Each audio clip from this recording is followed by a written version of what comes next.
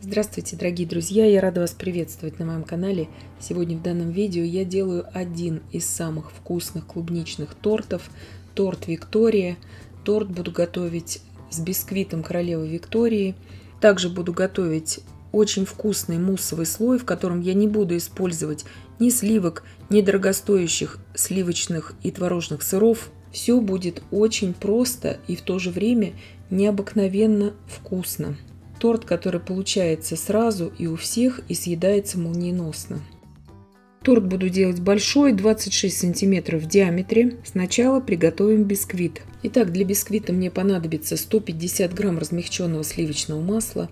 Взбиваю я его пару минут. Этого будет достаточно, потому что маленький объем здесь.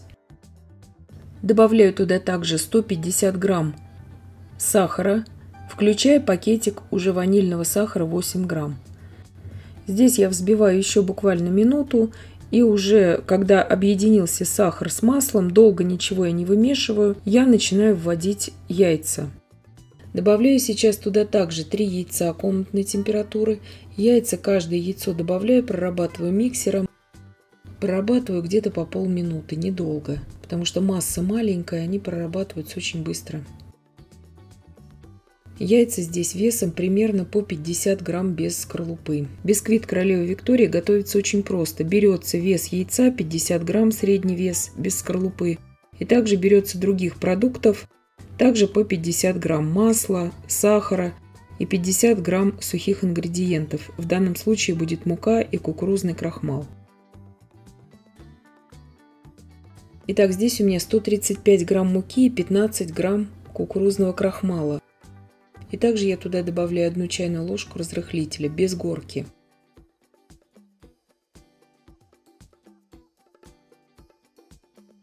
Все это просеиваю уже в тесто.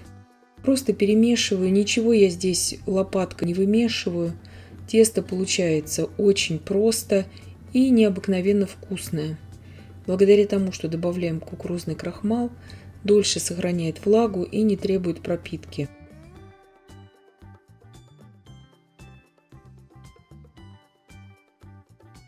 Сейчас я добавлю туда еще цедру половины лимона. Этот шаг можно пропустить, но с лимоном клубника всегда сочетается очень хорошо.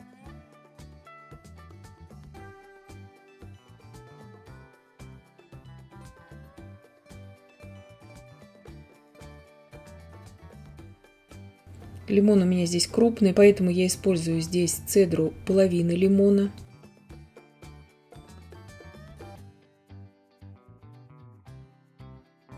Все перемешиваю, и духовка у меня уже разогрета на 175 градусов Цельсия. Форма здесь у меня большая, 26 сантиметров в диаметре. Выпекать буду на режиме вверх-вниз без конвекции примерно 20 минут. То есть корж печется очень быстро. Разровняла и ставлю в духовку. Духовку во время выпекания, конечно же, не открываем. Как только можно дотрагиваться до формы, я сразу же извлекаю корж из формы. И сразу можно приступать уже к сборке торта. Он не требует отдыха, этот корж, то есть он очень неприхотливый. Его можно, в принципе, кушать как самостоятельный десерт. Корж получается ровным, без горки. Его очень просто приготовить. На моем канале есть отдельное видео по приготовлению бисквита королевы Виктории. Я ссылочку, конечно же, оставлю вам в описании к данному видео. Плотно стягиваю корж кольцом, чтобы масса потом не выливалась. Теперь приготовим средний слой. Для этого я сейчас беру 12 грамм желатина. Желатин я заливаю холодной кипяченой водой, здесь у меня 80 мл, и отставляю в сторону для набухания. 350 мл молока довожу до кипения. 70 грамм сахара. Туда же я отправляю 38 грамм пудинговой смеси. Также вы можете вместо пудинга использовать здесь 40 грамм кукурузного крахмала и ванильный ароматизатор, если у вас нет пудинга. Добавляю туда также 150 мл холодного молока. Все это перемешиваю и иду сейчас на плиту и буду уваривать всю эту смесь. В закипающее уже молоко я тонкой струйкой при непрерывном помешивании аккуратно ввожу пудинговую смесь. И сейчас при непрерывном помешивании в кастрюле с толстым дном на умеренном огне довожу эту смесь до кипения. Когда пойдут вот такие первые пузыри, провариваю еще примерно 30 секунд и снимаю с огня. Сразу же добавляю туда 100 грамм холодного сливочного масла. Это я делаю намеренно, чтобы пудинговая основа сейчас у меня сразу охладилась, благодаря холодному маслу. Масло очень быстро растворяется. И сейчас сразу же в эту смесь, ничего здесь дальше не остужаю, добавляю весь набухший желатин. Он как раз сразу же растворится в этой очень теплой пудинговой смеси. Здесь бояться не нужно, что температура очень высокая. Она уже охладилась благодаря маслу, эта смесь. Все это просто перемешиваю и отставлю пока в сторону. Теперь все последующие молочные продукты я использую комнатной температуры. Здесь у меня 500 грамм творога.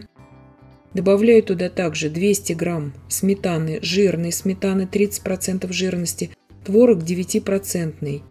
И добавляю туда 100 грамм сгущенного молока с сахаром, обычной сгущенки. Если у вас нет вот такого пастообразного творога, вы можете обычный творог пробить блендером, и он у вас вот таким станет пастообразным. Добавляю туда аккуратно всю пудинговую смесь с желатином и все просто перемешиваю до однородности. Ничего взбивать здесь не нужно, то есть все уже готово. Необыкновенно вкусный получается этот слой, благодаря именно пудинговой основе. Творог, конечно же, следует брать не очень кислый. Сразу выливаю все это на корж и примерно на час уберу сейчас в холодильник.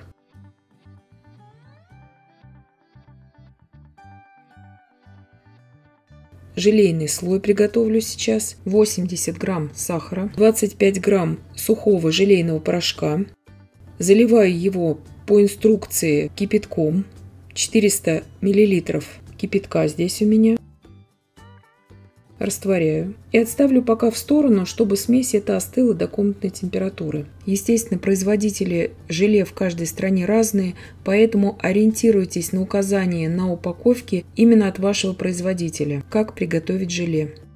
Здесь беру примерно килограмм клубники, потому что здесь что-то обрежется, но клубника должна быть, вот здесь очень важно, лучше брать ее холодной, чтобы она у вас была из холодильника, потому что желе тогда будет схватываться очень быстро.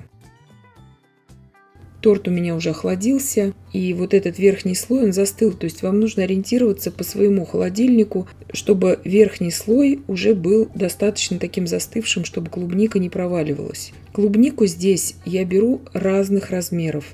Здесь мне понадобится и крупная, и помельче, и совсем мелкая, чтобы сделать вот такой рисунок. Здесь можно вместо желейной заливки делать заливку на крахмале, то есть клубничный сок с крахмалом. Но вида такого прозрачного, красивого не будет, и будет другое по консистенции вот это желе. Вот такими небольшими порциями с помощью половника я выливаю на ягоды. Много сразу выливать нельзя, иначе у вас вся эта ягода начнет плавать и рисунок нарушится. И сейчас минут на 15, вот так, когда я залила небольшим слоем, уберу все это в холодильник, чтобы желейный слой схватился. Здесь я использую малиновое желе. Мне очень нравится это сочетание, вот именно от фирмы Доктор Оэткер я делаю. И мне очень нравится всегда заливать малиновым желе клубнику. Вы можете использовать, конечно же, и клубничное желе. Это все на ваше усмотрение, но вкус получается необыкновенно вкусным. Сейчас я полностью залила уже все желе на тортик и убрала в холодильник примерно на 4 часа. Можете убрать на ночь. У меня прошло 4 часа. Я достала уже торт из холодильника, аккуратно снимаю кондитерское кольцо. Можно было использовать, конечно же, ацетатную пленку, но я посыплю здесь кокосовой стружкой с боков, потому что показываю для всех, и далеко не у всех есть ацетатная пленка в наличии. Поэтому можно и без нее делать. Если вы не любите кокосовую стружку, также бока можно посыпать и белым шоколадом, и миндальными лепестками. Это все на ваше усмотрение. Разрезается прекрасно, форму держит прекрасно. Благодаря желе получается очень прозрачный верхний слой. Торт получается необыкновенно просто вкусным. Съедается без преувеличения, мгновенно. Нравится как взрослым, так и детям. Прекрасно нарезается каждый кусочек, даже на очень тоненькие порции. И я надеюсь, что видео было полезным и познавательным. Подписывайтесь на мой канал, ставьте лайки, пишите комментарии. Я всем желаю больших успехов и до встречи в новых видео.